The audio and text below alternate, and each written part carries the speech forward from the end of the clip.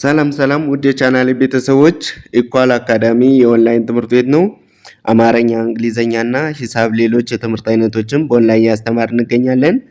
በኢሞ፣ በዋትስአፕ፣ በቴሌግራም እንዲሁም ሌሎች የሶሻል ሚዲያ አማራጮች እየደወላችሁ መማር ትችላላችሁ። እንዲሁም ለቻናሌ አዲስ የሆናችሁ ሰብስክራይብ፣ ላይክ፣ ሼር እያደረጋችሁ ቤተሰብ ሁኑ። ሰላም ውድ የቻናሌ ቤተሰቦች በዛሬ ዝግጅታችን የአማርኛ ፊደላትን ድምጻቸውን ይዘን ቅርጻቸውን ለመለየት ተቸገረን ላላችሁ ተማሪዎች ይሆናል ብዬ ያዘጋጀሁትን ቪዲዮ ነው ይዤ የመጣው። በዚህ ቪዲዮ የአማርኛ ፊደላትን ሁሉንም ከሀ እስከ ፐ እንዲሁም ውስብስብ ፊደላት የሚባሉት እናያለን። ቪዲዮውን ላይክ፣ ሰብስክራይብ፣ ሼር በማድረግ ጀምሩት። ይቺ ሀ፣ ሁ፣ ሂ፣ ሃ፣ ሄ፣ ሂ፣ ሆ። እንግዲህ ይሄ ከግራ ወደ ቀኝ ስናነብ ነው ማለት ነው። እንግዲህ የመጀመሪያ ፊደሎች እንደምታያቸው ከጎናቸው ወይም ከግራቸው ላይ ቅጥል የላቸውም። ሁለተኛ ላይ ያሉ ፊደላትን ስታያቸው ግን ከመጀመሪያ ፊደሎች የሚለዩት ሁለተኛ ላይ ያሉ ፊደላት ከጎናቸው ቅጥል አላቸው ወይም ከጎናቸው ላይ አግድም የተጨመረ ነገር አላቸው። ድምጻቸው ደግሞ ኡ ሚል ድምጽ አላቸው ማለት ነው። ለምሳሌ ቸስታነቡ ሁ ነው ያላችሁ ኡ ሚል ድምጽ አለው። ሶስተኛ ላይ ያሉ ፊደላት ደግሞ ከግራቸው ላይ እግራቸው ወደ ቀኝ ሸፈፍ ያለ ነው እንደምታዩቸው። እነዚህ ሶስተኛ ላይ ያሉ ፊደላት ናቸው ማለት ነው። ድምጻቸው ደግሞ ኢ ሚል ድምጽ አላቸው። እያንዳንዳቸው ሂ ስትሉ ኢ ሚል ከአንደበታችሁ መጨረሻ ላይ ሲወጣ ይታወቃቸዋል ማለት ነው በትክክል ካነበባችሁት። አራተኛ ላይ ደግሞ ሀ ስትሉ አ ሚል ድምጽ አብሮ ይወጣል። ስለዚህ ሀ ብላችሁ ታነባላችሁ። እንግዲህ ባለ ሁለት እግር ከሆኑ የመጀመሪያ እግራቸው ያጠራን አራተኛ ፊደሎች፣ ባለ ሶስት እግር ከሆኑ እንደዚሁ የመጀመሪያ ሁለቱ እግራቸው ያጠራን። እግር አልባ የሚባሉ ወይም ባለ አንድ እግር ከሆኑ ባለ አንድ እግር ወደ ግራ የመጣመም እድል አላቸው። እንግዲህ ወደ ታች ስንመጣ እናያቸዋለን። ቅርጽ አልባ የሚባሉት ግን እንደምታያቸው ወደ ታች ወረደ ብቻ ነው ያላቸው። አምስተኛ ላይ ባለ አንድ እግርም ሆኑ ባለ ሁለት ባለ ሶስትም ሆኑ ሁሎችም በቀኝ በኩል ታች ላይ ቀለበት አላቸው እንደምታያቸው። ድምጻቸው ደግሞ ሄ ብላችሁ ስታነቡ ኤ ሚል ድምጽ አለው። ሄ። እቺ ህ ሚል ድምጽ አለው። ስድስተኛ ፊደሎች ናቸው እነዚህ። እያንዳንዳቸው ህ ሚል ድምጽ አላቸው። ስለዚህ ስድስተኛ ላይ ቅርጻቸው ደግሞ የሚለየው የተለያየ ነው ሁሉም። ስለዚህ እየጻፋችሁ እያነበባችሁ መለማመድ ትችላላችሁ። ሰባተኛ ላይ እንግዲህ የመጨረሻ ፊደሎች ናቸው። ባለ ሁለት እግር ወይም ባለ ሶስት እግር ከሆኑ የመጨረሻ እግራቸው ያጠራል። አራተኛ ላይ የመጀመሪያ እግራቸው ነበር ያጠረው። ሰባተኛ ላይ ደግሞ የመጨረሻ እግራቸው ያጠራል ማለት ነው። ድምጻቸው ደግሞ ኦ ሚል ድምጽ አላቸው። ለምሳሌ እቺ ሆ ስትሉ ኦ ሚል ድምጽ አለው። ሎ ስትሉ ኦ ሚል ድምጽ አለው ማለት ነው እያንዳንዳቸው። ባለ አንድ እግር ከሆኑ ደግሞ ወደ ታች ስንመጣ እናገኛቸዋለን። አናታቸው ላይ ቀለበት ያላቸው ናቸው ባለ አንድ እግር የሚባሉት።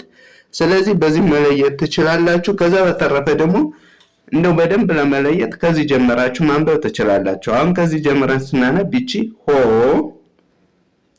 ህ፣ ሄ፣ ሃ፣ ሂ፣ ሁ፣ ሃ። ይቺ ለ፣ ሉ፣ ሊ፣ ላ፣ ሌ፣ ል፣ ሎ ስትሉ ኦ ሚል ድምጽ አለው። ሎ፣ ል፣ ሌ፣ ላ፣ ሊ፣ ሉ፣ ለ። እቺ ሃ ነች። ሃ፣ ሁ፣ ሂ፣ ሃ፣ ሄ፣ ህ፣ ሆ። ህ፣ ሄ፣ ሃ፣ ሂ፣ ሁ፣ ሃ። እቺ መ፣ ሙ፣ ሚ፣ ማ፣ ሜ፣ ም፣ ሞ ስትሉ ኦ ሚላለው። እዛ ም ስትሉ ሚላለው። ሜ ስትሉ ኤ የሚል ድምፅ አለው። ማ ስትሉ አ የሚል ድምፅ አለው። ሚ ስትሉ ኢ የሚል ድምፅ አለው። ሙ ስትሉ ኡ የሚል ድምፅ አለው። መ ስትሉ ደግሞ አ የሚል ድምፅ አለው። ስለዚህ ሞ፣ ም፣ ሜ፣ ማ፣ ሚ፣ ሙ፣ መ። ይቺ ደግሞ ሰ ሰ፣ ሱ፣ ሲ፣ ሳ፣ ሴ፣ ስ፣ ሶ ሶ ሶ ስትሉ ኦ የሚል ድምፅ አለው። ሶ፣ ስ፣ ሴ፣ ሳ፣ ሲ፣ ሱ፣ ሰ ሰ። እነዚህ የሰ ቤተሰብ ነች እቺ። ስለዚህ እንደዚህ እያደረጋችሁ የጻፋችሁ መከተል ማንበብ ትችላላችሁ። ከዛ በተረፈ ደግሞ እቺ ረ ረ የመጀመሪያ ፊደል ናት። እንግዲህ እንደምታዩቸው እዚህ ላይ የመጀመሪያ ፊደሎች የሚል ድምፅ አላቸው ብያለሁ። ከጎናቸውም እግራቸው ላይ ቅጥል የላቸውም። ሁለተኛ ሲሆኑ ደግሞ እንደምታያቸው ከጎናቸው ሁሉም ቅጥል አላቸው። ሶስተኛ ሲሆኑ ደግሞ እቺ ቅርጽ አልባ ስለሆነች ወደ ውስጥ ገባ ያለች ናት። እዚህ ጋር እንደምታዩት ሶስተኛ ፊደሉ። እነዚህ ግን እንደምታዩቸው ባለ ሁለት እግርም ሆኑ ባለ አንድ እግር እግራቸው ወደ ቀኝ ሸፈፍ ያለ ነው። ስለዚህ ባለ አንድ እግር የምንላት ይቺ ቀ ነች። ባለ ሁለት የሚባሉት ሰ፣ ሸ እና እዚህ ጋር በ ናቸው። ስለዚህ አራተኛ ላይ ደግሞ አ የሚል ድምፅ አላቸው። ራ ስትሉ አሁን እዚህ ጋር ሳ ስትሉ። እዛ በተረፈ ደግሞ ቅርጻቸው ባለ ሁለት እግር ከሆነ የመጀመሪያ እግራቸው ያጠራል። ባለ አንድ እግር ከሆነ ደግሞ ወደ ግራ ይጣመማሉ። አምስተኛ ላይ የምታያቸው ሁሎችም በቀኝ በኩል ታች ላይ ቀለበት አላቸው። ድምጻቸው ደግሞ ኤ የሚል ድምፅ ያስተጋባሉ። ስድስተኛ ላይ እንግዲህ የተለያየ ቅርጽ ነው ያላቸው፣ ግን አንድ የሚያደርጋቸው ነገር ኤ የሚል ድምፅ አብረው ይወስዳሉ ማለት ነው። ሰባተኛ ላይ ኦ የሚል ድምፅ ይወስዳሉ። እንግዲህ ባለ አንድ እግር ከሆኑ አናታቸው ላይ ቀለበት ይኖራቸዋል ብያቸዋለሁ። ባለ ሁለት እግር ከሆኑ ደግሞ አራተኛ ላይ የመጀመሪያ እግራቸው ሲያጥር፣ ሰባተኛ ላይ ያሉ ፊደላት ደግሞ የመጨረሻ እግራቸው ያጥራል ማለት ነው። ይህንን እያስታወሳችሁ መጻፍ ማንበብ ትችላላችሁ። እንግዲህ ይችን ስናነባት ረ ረ፣ ሩ ሩ፣ ሪ ሪ፣ ራ ራ፣ ሬ ሬ፣ ር ር፣ ሮ ሮ፣ ሮ ር፣ ሬ፣ ራ፣ ሪ፣ ሩ፣ ረ ረ። እቺ ደግሞ ሰ ሰ፣ ሱ፣ ሲ፣ ሳ፣ ሴ፣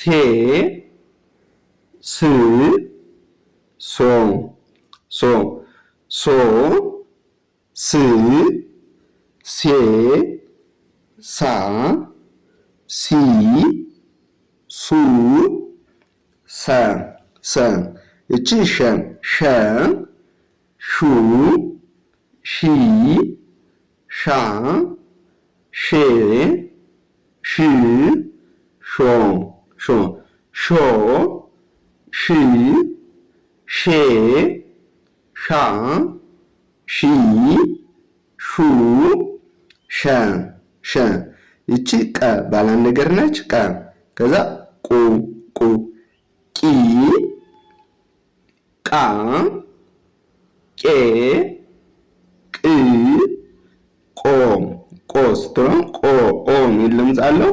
ስለዚህ እቺ ደግሞ ቅ ስትሉ እ የሚል ድምፅ አለው። ቅ እና ቄ፣ ቃ፣ ቂ፣ ቁ፣ ቀ ቀ። ይቺ በ በ፣ ቡ፣ ቢ፣ ባ፣ ቤ፣ ብ፣ ቦ ቦ ቦ፣ ብ፣ ቤ፣ ባ፣ ቢ፣ ቡ፣ በ በ። እሺ እቺ ደግሞ በ ትባላለች። እንግዲህ የመጀመሪያ ቀደም እንደነገርኳችሁ የመጀመሪያ ላይ ከጎን ወይም እግራቸው ላይ የተለየ ቅርጽ የላቸውም። ሁለተኛ ላይ እንግዲህ ከጎናቸው ቅርጽ ማድረግ ነው። ሁሎችም እንደነገርኳችሁ ሁለተኛ ላይ ያሉት ኡ ሚል ድምጽ አላቸው። ሶስተኛ ላይ ደግሞ ኢ ሚል ድምጽ አላቸው። እግራቸው ወደ ቀኝ ሸፈፍ ይላል። አራተኛ ላይ ባለ አንድ እግር ከሆነ እንደምታዩት እዚህ ላይ፣ ባለ ሁለት እግር ከሆነ እንደምታዩት እዚህ ላይ እግሩ አጣራ ነው። ባለ አንድ እግር ደግሞ እነዚህን ወደ ግራ የተጣመሙ ናቸው። አምስተኛ ላይ ባለ አንድ እግርም ሆኑ ባለ ሁለት እግር በቀኝ በኩል ታች ላይ ቀለበት አላቸው ፊደሎች። ስድስተኛ ላይ የተለያየ ቅርጽ ነው ያላቸው። ድምጻቸውን ተከተሉኝ። ሰባተኛ ደግሞ ባለ ሁለት እግር ከሆነ የመጨረሻ እግሩ ያጠራል ብያችሁ ነበር። ድምጹ ኦ ሚል ድምጽ ይሰጣል። ባለ አንድ እግር ከሆኑ ደግሞ አናታቸው ላይ ቀለበት አላቸው። ስለዚህ አናታቸው ላይ ቀለበት ያላቸው ፊደሎች ካገኛችሁ የተ ቤተሰብ ቶ ኦ ሚል ድምጽ ይሰጣቸዋል። የቸ ቤተሰብ ቾ ኦ ሚል ቾ ብላችሁ ታነባላችሁ፣ ቶ ብላችሁ ታነባላችሁ ማለት ነው። ስለዚህ ተከተሉኝ ድምጻቸውን ቨ ቡ ቪ ቫ ቬ ቭ ቮ ቮ ቮ ቭ ቬ ቫ ቪ ቡ ቨ ቨ። እቺ ተ መስቀል የመሰለች ነገር ተ ነች። ተ ቱ ቲ ታ ቴ ት ቶ ቶ። ስለዚህ እዚህ ጀምራችሁ ስታነቡ ደግሞ ቶ ት ቴ ቴ ታ ቲ ቲ ቱ ቱ ተ ተ። እቺ ቸ ቸ ቸ ቹ ቺ ቺ ቻ ቻ ቼ ቼ ቺ ቺ ቾ ቾ ቾ ቺ ቼ ቻ ቺ ቹ ቸ ቸ። ይቺ የ የ ዩ ይ ያ ዬ ይ ዮ ዮ ዮ ይ ዬ ያ ያ ይ ይ ዩ ዩ የ የ። እቺ ነ ነ ኑ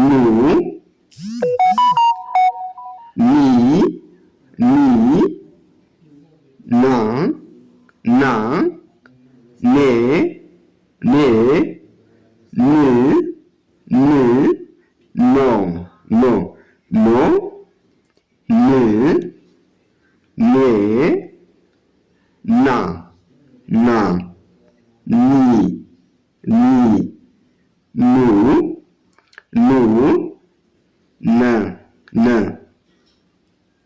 እሺ እቺ ደግሞ ኘ ኘ ትባላለች። እንግዲህ ቅድም እንደነገርኳቸው የመጀመሪያ ፊደላትን ከሁለተኛ ፊደላት የሚለያቸው ሁለተኛ ላይ ያሉት ከጎናቸው ቅጥል አላቸው። ሶስተኛ ላይ ያሉ ፊደላት ደግሞ እግራቸው ላይ ሸፈፍ ሸፈፍ ማድረግ ነው የሚጠበቅባቸው። አራተኛ ላይ ባለ ሁለት እግር ከሆኑ እንደምታቸው መጀመሪያ እግራቸው አጣራ ነው። አምስተኛ ላይ ደግሞ ሁሎችም ቀለበት በቀኝ በኩል ታች ላይ ያላቸው። ስድስተኛ ላይ የተለያየ ቅርጽ ነው የሚል ድምጽ አላቸው። ሰባተኛ ላይ ኦ ሚል ድምጽ አላቸው። ባለ ሁለት እግር ከሆኑ የመጨረሻ እግራቸው ያጠራል። ባለ አንድ እግር ከሆኑ ደግሞ አናታቸው ላይ ቀለበት የመሆን እድል አላቸው። ስለዚህ ይቺ አሁን ኦ ሚል ድምጽ አላት። ይቺ እ ሚል፣ ይቺ እ፣ ይቺ አ፣ ይቺ ኢ፣ ይቺ ኡ፣ ይቺ አ ሚል ድምጽ አላት። እንግዲህ ስናነባቸው ልብ ብላችሁ ማዳመጥ መጻፍ ይኖርባችኋል። ይቺ ነው ኘ ስትሉ ኘ እ ሚል ድምጽ አለው። ኑ ስትሉ ኡ ሚል ድምጽ አለው። ኒ ስትሉ ኢ ሚል ድምጽ አለው። ኛ አ ሚል ድምጽ አለው። ኘ ኤ ሚል ድምጽ አለው። ኒ ኢ ሚል ድምጽ አለው።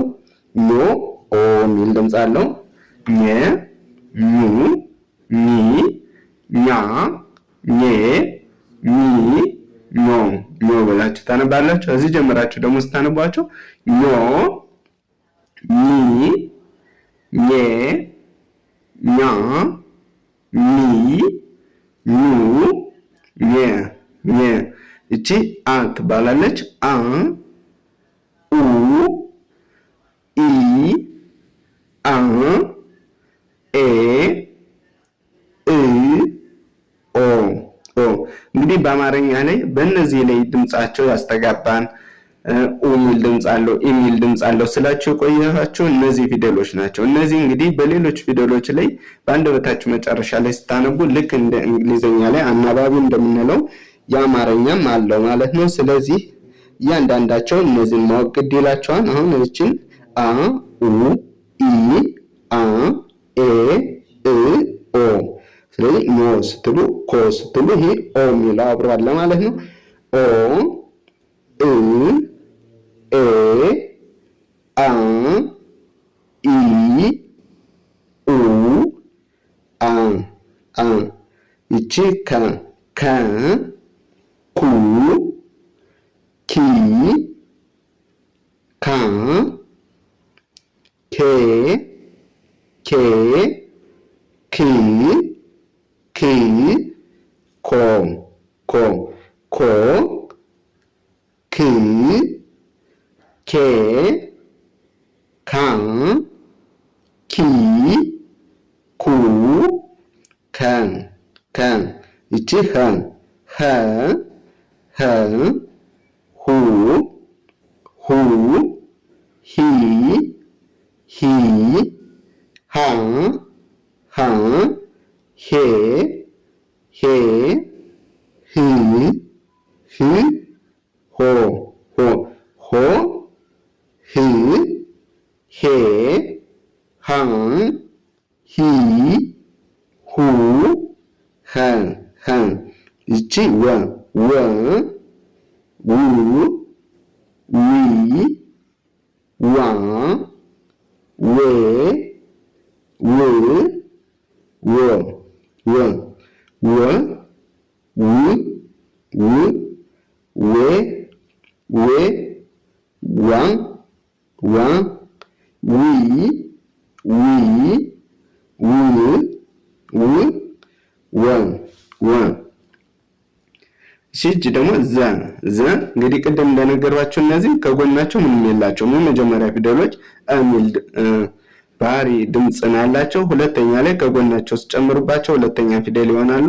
ሶስተኛ ላይ ደግሞ እግራቸውን ሸፈፍ ሸፈፍ በማድረግ መጻፍ ትችላላችሁ። ወይም ኢ ሚል ድምጽ ዚ ስትሉ ኢ ሚል ድምጽ አለው። አራተኛ ላይ እንደነገርኳችሁ አ ሚል ድምጽ አለው።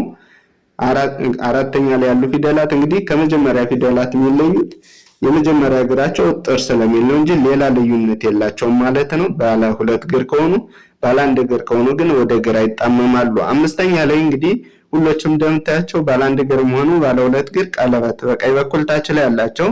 ስድስተኛ ላይ የተለያየ ቅርጽ አላቸው ነው ያልኋችሁ ቅድም። ሰባተኛ ላይ ያሉት ደግሞ ኦ ሚል ድምጽ አላቸው። ስለዚህ የመጨረሻ እግራቸው ባለ ሁለት እግር ከሆኑ የመጨረሻ እግራቸው ያጠራል ማለት ነው። ድምጻቸውን እያንዳንዳቸው እናነብ። ይቺ ዘ ዘ ዙ ዙ ዚ ዚ ዛ ዛ ዜ ዜ ዝ ዝ ዞ ዞ ዞ ዝ ዜ ዛ ዚ ዙ ዘ ዘ እቺ ዠ ዠ ዡ ዡ ዢ ዢ ዣ ዣ ዤ ዤ ዥ ዥ ዦ ዦ ዦ ዥ ዤ ዣ ዢ ዡ ዠ ዠ እቺ ደ ደ ዱ ዱ ዲ ዲ ዳን ዳን ዴ ዴ ድ ድ ዶ ዶ ዶ ድ ዴ ዳ ዲ ዱ ደን ደን እቺ ጀ እንግዲህ ደና ጀ ልዩነታቸው የጀ ካናቷ ቅጥል ይጨመርባትና ግድም ላይ ይሰመርባታል ማለት ነው። በዛ ነው የሚለያዩት እንጂ እግራቸው ምናምን ሁሉም ተመሳሳይ ናቸው። ካናታቸው ላይ ልዩነት አላቸው። ስታነቡ ጀ ጁ ጂ ጃ ጃ ጄ ጄ ጅ ጂ ጆ ጆ ጆ ጅ ጄ ጃ ጂ ጁ ጀ ጀ እቺ ደግሞ እንደምታዩት ገ ትባላለች። ገ ከዛ ጉ ጉ እቺ ጊ ጊ እቺ ጋ ጋ እቺ ጌ ጌ ግ ግ ጎ ጎ ጎ ግ ጌ ጋ ጊ ጉ ገ ገ ገ ጉ ጊ ጋ ጌ ግ ጎ ብላችሁ ታነባላችሁ። እዛ በመቀጠል ደግሞ እቺ ጠ ጠ ጡ ጢ ጣ ጤ ጥ ጦ ጦ እንግዲህ ቅድም እንደነገርኋቸው ተመሳሳይ የሆነ ባህሪ ነው ያላቸው።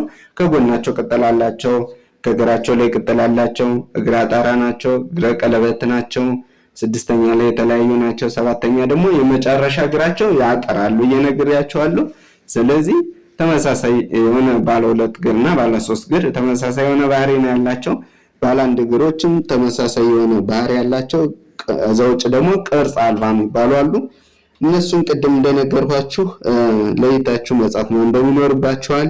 ይቺ ጦ ጦ ጥ ጥ ጤ ጤ ጣ ጣ ጢ ጢ ጡ ጡ ጠ ጠ ይቺ ጨ ጨ ጩ ጪ ጪ ጫ ጫ ጬ ጬ ጪ ጪ ጮ ጮ ስለዚህ ጮ ጪ ጬ ጫ ጪ ጩ ጨ ጨ ይቺ ጰ ትባላለች። ጰ እዛ ጱ ጲ ጲ